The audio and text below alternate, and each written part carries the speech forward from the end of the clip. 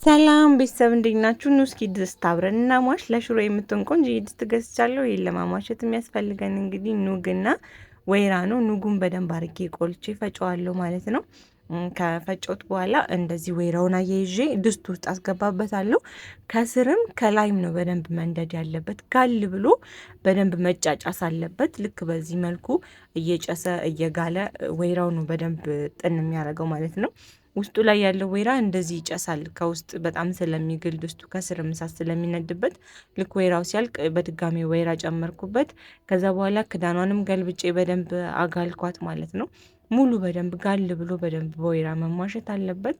ከዛ በኋላ አወጣሁት። በደንብ እንትን ካለ በኋላ ጋልግ ብሎ ጭስ ካለ ብዙ ሰዓት ነው የጨረሰብኝ። ባይዘው እንደዚህ አጭር ነው ቪዲዮ ግን ይሄንን ለማሟሸት ብዙ ሰዓት ነው የሚወስድባችሁ። ወይራው ብዙ ሰዓት ማንቃቃት አለበት ውስጡን ፍን አድርጋችሁ። ከዛ በኋላ ነው ግጣሙ እንትን የሚባለው የሚገለበጠው።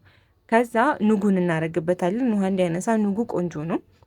ኑጉን ካረግንበት በኋላ እንደዚህ ክድን እናደርገዋለን። ትንሽ ሞቅ ካለው በኋላ ኑጉ እዛው ከጋለ በኋላ ሙቅ ውሃ ነው የሚደረገው።